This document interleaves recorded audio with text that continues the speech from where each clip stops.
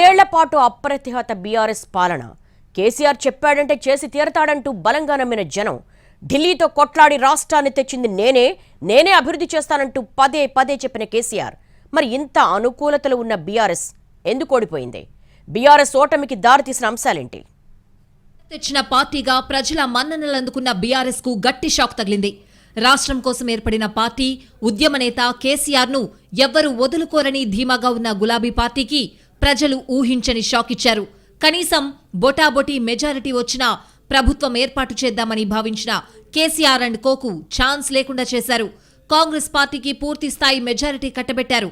BRS ఓటమి వెనుక చాలా కారణాలు కనిపిస్తున్నాయి.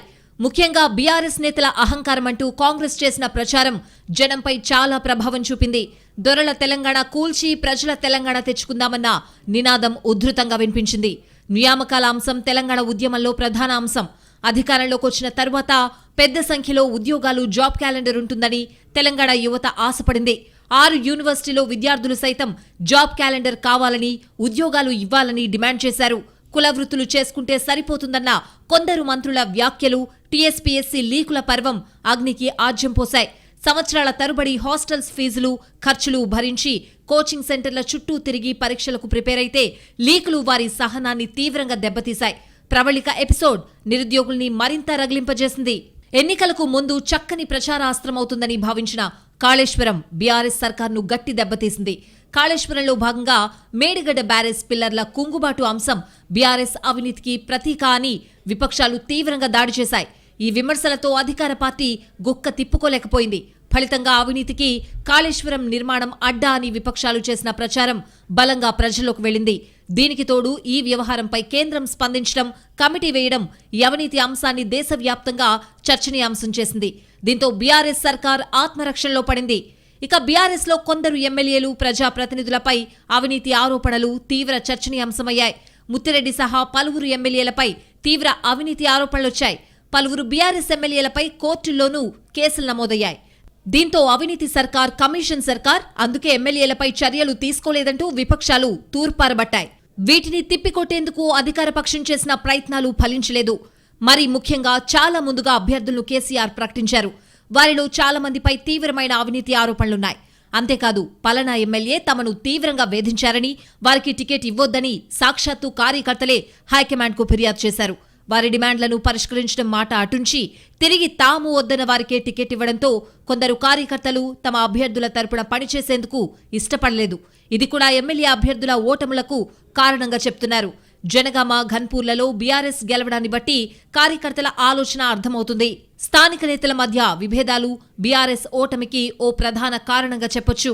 తమను ఓడించేందుకు పార్టీలోని పెద్ద వ్యక్తులే కుట్రలకు పాల్పడుతున్నారని కొందరు అభ్యర్థులు, టికెట్ ఆశించిన వ్యక్తులు ఆరోపించారు. అంతేకాదు తమ భవిష్యత్తును దెబ్బతీసేందుకు కుట్రలు పన్నారని వాపోయారు. అసలు వారికి టికెట్ ఇస్తే తాము పనిచేసేదే లేదన్నారు. వారితో సమావేశమైన బీఆర్ఎస్ పెద్దలు తాత్కాలికంగా సర్దుబాటు చేయించారన్న విమర్శలు అప్పట్లోనే వ్యక్తమయ్యాయి. అప్పటికి సర్దుకుపోయినట్లు నేతలు కనిపించినా కార్యకర్తలు మాత్రం ప్రత్యర్థులతో కలిసి పనిచేయలేకపోయారన్న వాదనలు వినిపించాయి. ఇక మరికొందరు ఎమ్మెల్యేలు, ప్రజాప్రతినిధులు టికెట్ ఆశించి భంగపడ్డారు. తమ రాజకీయ ప్రస్థానం తెలిసి కూడా తమను తక్కువగా తీసివేయడాన్ని సహించలేకపోయారు. పొంగులేటి, తుమ్మల, ఈటెల లాంటి వారు గులాబీ పార్టీ అధినేత వైఖరితో ఇతర పార్టీలకు వలసపోయారు. అంతేకాదు బీఆర్ఎస్ అభ్యర్థులను అసెంబ్లీ గేటు కూడా తాకనివ్వమంటూ ప్రతిజ్ఞలు చేశారు. ఆ దిశగా వారు గట్టిగానే కృషి చేశారు. ఫలితంగా ఖమ్మం లాంటి చోట్ల బీఆర్ఎస్ చతికిల పడింది. ఇక బీజేపీ బీ టీం బీఆర్ఎస్ అంటూ కాంగ్రెస్ చేసిన ప్రచారం ప్రజల దృష్టిని ఆకర్షించింది. అందుకే తీవ్ర అవినీతికి పాల్పడిన కేసీఆర్, బీఆర్ఎస్ నేతలపై కేంద్ర సంస్థలు చర్యలు తీసుకోవడం లేదని కాంగ్రెస్ నేతలు ప్రచారం చేశారు. దీనికి తగ్గట్లుగానే ఇతర పార్టీల నేతలపై ఈడీ, ఇతర దర్యాప్తు సంస్థలు దాడి చేసినా బీఆర్ఎస్ నేతల ఆస్తులపై దాడులు జరగకపోవడం కాంగ్రెస్ నేతల వాదనలకు బలం చేకూర్చింది. అదే సమయంలో బండి సంజయ్ను బీజేపీ అధ్యక్షుడి పోస్ట్ నుంచి తొలగించడం కూడా దీనిలో భాగమంటూ పీసీసీ ప్రెసిడెంట్ రేవంత్ తదితరులు తీవ్ర విమర్శలు చేశారు. కేసీఆర్తో ఒప్పందంలో భాగంగా బండి సంజయ్ను అధ్యక్ష పదవి నుంచి తొలగించారని ఆరోపణలు గుప్పించారు. ఢిల్లీలో దోస్తీ, గల్లీలో కుస్తీ అంటూ బీజేపీ, బీఆర్ఎస్ తీరును తూర్పారబట్టారు. ఢిల్లీ లిక్కర్ స్కామ్ వ్యవహారంలో ఈడీ విచారణకు హాజరైన కవితను అరెస్ట్ చేయలేదంటూ కాంగ్రెస్ నేతలు చేసిన ప్రచారం ప్రజలకు చేరింది. ఢిల్లీలో డిప్యూటీ సీఎంను అరెస్ట్ చేసి జైల్లో పెట్టిన ఈడీ కవిత జోలికి ఎందుకు రావడం లేదంటూ రాహుల్ ప్రశ్నలకు బీఆర్ఎస్ నేతల దగ్గర బదులు లేకుండా పోయింది. కేసీఆర్ మానస పుత్రికగా చెప్పుకున్న ధరణి గ్రామాల్లో రైతులకు సమస్యాత్మకమైంది. ధరణిపై అవినీతి ఆరోపణలొచ్చాయి. బీఆర్ఎస్ నేతల అవినీతికి కేర్ ఆఫ్ గా ధరణి మారిందని కాంగ్రెస్, బీజేపీ విమర్శించాయి. దీనికి తోడు కేసీఆర్ సర్కార్ ఆర్భాటంగా మొదలుపెట్టిన దళిత బంధు గ్రామాల్లో అతి కొద్ది మందికి అందడం సమస్యగా మారింది. దీంతో బీఆర్ఎస్ అనుకూలురు, కార్యకర్తలకే దళిత బంధిస్తున్నారని ఆ సామాజిక వర్గంలో విమర్శలు వెల్లువెత్తాయి.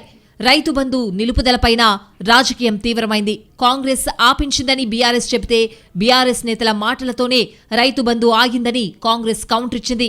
కర్ణుడి చావుకు 1,00,000 కారణాలున్నట్లు బీఆర్ఎస్ ఓటమి వెనుక చాలా కారణాలున్నాయని